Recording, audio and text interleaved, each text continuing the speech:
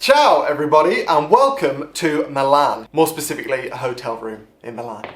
Don't know exactly where, to be honest. I arrived in the dark. I flew into Milan late last night and to be honest, I'm not supposed to be here. Well, I am supposed to be in Italy, just not the city. So basically, you might remember that earlier this year I did a trip with Andrew Ditton through Croatia, Slovenia, into Italy a little bit, then back into Slovenia, then Austria.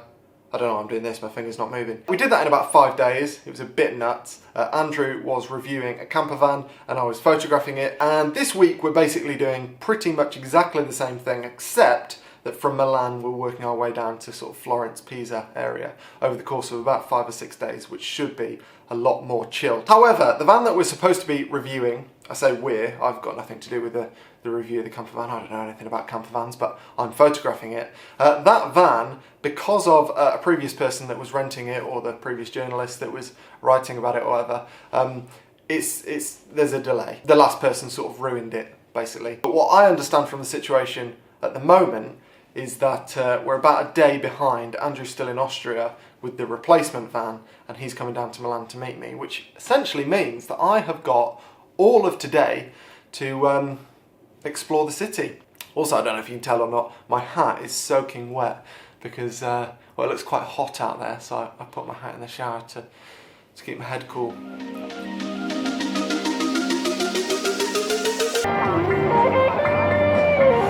Right, good news and bad news, folks. The good news is that I'm full of pizza. The bad news is that I sort of forgot this morning that I was making a vlog. To be honest, you didn't miss much. I spent most of the morning wandering around trying to find out where I was. But I think I found the middle of Milan, the very centre. I say that because I'm right next to the cathedral, and also there are thousands of people taking selfies.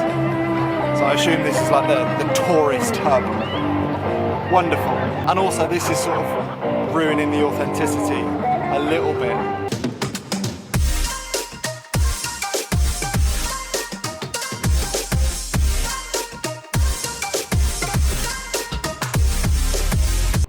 Just having a little siesta in the shade. Well, I say shade, the sun is somehow coming through that tree. How's it doing that? It's too hot for British people.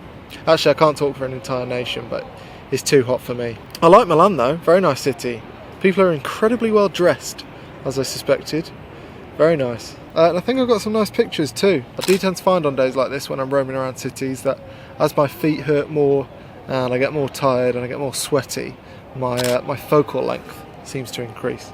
And I think that's probably because I get less and less patient, and when you're shooting with a wide angle lens in a city, you need patience, because it's really, really difficult to frame a wide angle lens properly when you haven't got patience, because quite often you've got graffiti somewhere on a wall that you don't want to include, or a van just gets into your shot, or you've got people milling around that you don't want in your photo. So what I do after a while is I basically just start to cheat.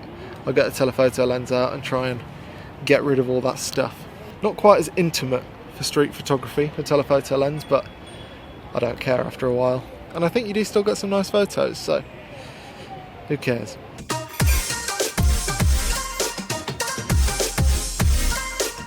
I'm going to be honest, it's not even the next day. It's the day after the next day. So I reckon, if I remember rightly, to Tuesday, it's now Thursday, the last thing you saw me do in Milan was probably scoff some pizza. And in the name of linear and logical storytelling, let me try and bring you up to speed with what's happened since then. So when I finished my pizza, I jumped in a cab to the outskirts of Milan where I met Andrew at a campsite. Fairly uneventful cab ride, apart from I asked the driver what his favourite time of year in Milan was, to which he replied April. And so I just assumed he was a fan of leaves and the start of spring, until he expanded on his answer and said, and I quote, because April is when the women's flower, which is either a lovely sentiment or a little bit sinister. He seemed like a lovely bloke though, so I think it was the first one. I hope it was the first one. Anyway, then we spent all day yesterday driving down here to the seaside. This is a place called Levanto. It's lovely. I think we're going to spend the whole day here, which is wonderful. And yeah, that's pretty much you back up to speed. I mean, I did get some shots and clips yesterday en route, so I think maybe I'll show you those and then you'll be properly up to date, and then everything from then on will be chronological, like a normal vlog.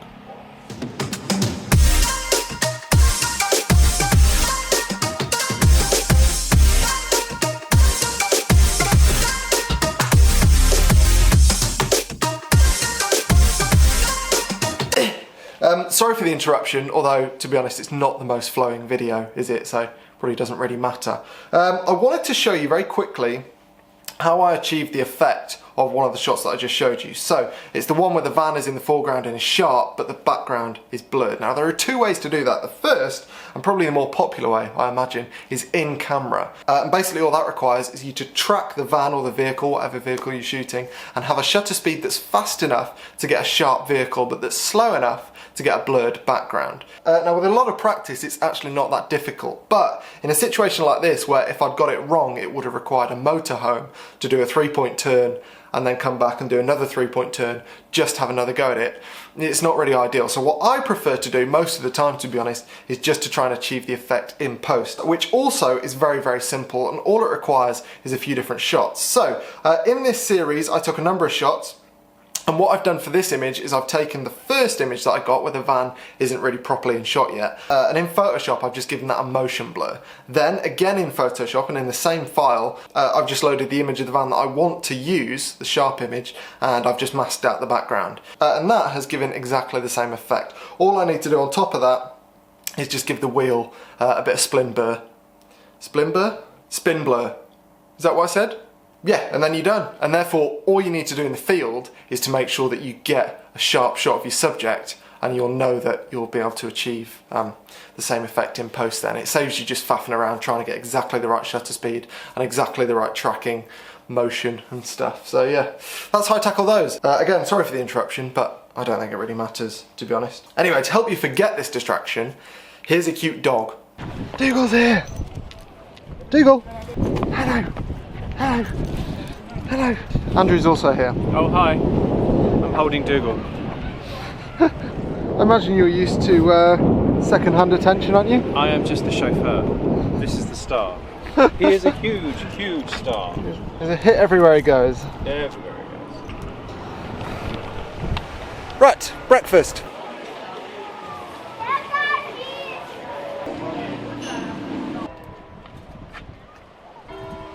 Back at the campsite, you might recognise this sort of layout from a shot I showed you about 20 seconds ago from yesterday's clips and images. I got a shot from pretty much this place at night using these loom cubes, and the plan was that I was going to show you how I did that. It wasn't particularly complex, but this is quite a busy campsite and I would have probably disturbed about 30 people if I'd have done that.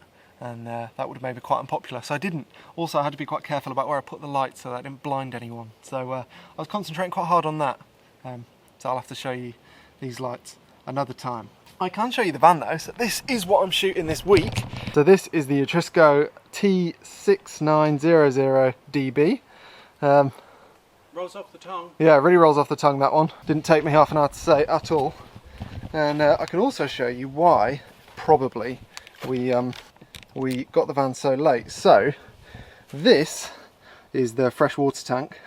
You might be able to see there's a little tap symbol on there, and somebody, we think, that had the van before us put diesel in it, and diesel is supposed to go in that one. And I'm no expert, but I think, have I gone overexposed again? Yeah, I'm no expert, but I think that's quite an expensive thing to fix, so we were delayed a day or two, and that's why I was in Milan, basically. Have you ever known that to happen? Diesel in the water tank? I mean, if you put my experience together with people at Etrusco and at the depot, we've got about 100 years between us all combined. None of us have ever come across diesel in the freshwater tank. Diesel in the freshwater tank? I mean, you know me, I think that is probably the kind of thing that I would do, but luckily, this time at least, it actually wasn't me that did it, so it's a relief. You're off the hook this time, James. I don't know why I'm editing in a tent. I'm absolutely boiling. I'm going to go for a swim. In a minute.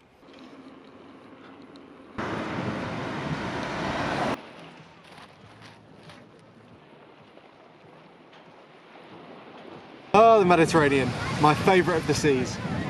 Although it's not getting waves, so maybe not. Right, the plan now is to cycle back, get a shower, and then get the train to a place called Manarola, or Manarola, one of the two, I can't remember which. Basically, it's a really picturesque village on the side of a cliff with really colourful houses and stuff. And hopefully we're going to get an early bite to eat, and then I'm going to get some photos once the light gets good.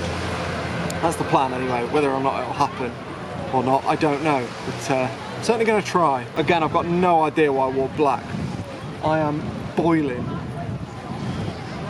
Also, just in case you were concerned, this isn't the same black t-shirt I was wearing the other day in Milan. That would be disgusting because I think that t-shirt is probably rotting. No, this is another one. I have a collection of, I don't know, tens of black t-shirts, so I just thought I should say in case you were thinking that I had zero hygiene standards. No, you're not.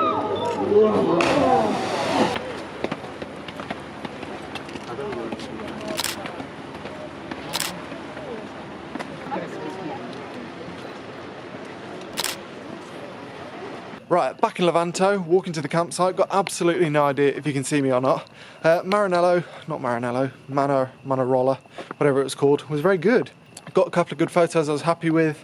Didn't do any vlogging at all because, as you might have been able to tell, it was super busy and I was worried that I was going to trip someone over with my tripod, so I didn't really have enough arms to think about vlogging or enough brain power, but there we go. One thing I would say that I was thinking at the time when I was there, I'm just going to change arms of this camera because it's getting heavy. Yeah, one thing I would say is that I noticed above me on the sort of, I don't know what you would call it, basically like a level above where I was, there were a load of photographers, probably 20 photographers, something like that. And they were all stood in pretty much exactly the same position. I got this sense that a lot of them had gone there because other photographers were there, not because they thought that was the best place to be.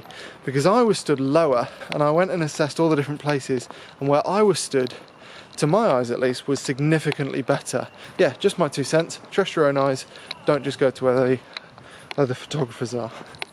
Yeah, anyway, I'm going to wrap up there because, well, I'm waffling, and also this video has been incredibly disjointed, and you can't see me, it's pitch black. I really need a light. Never mind.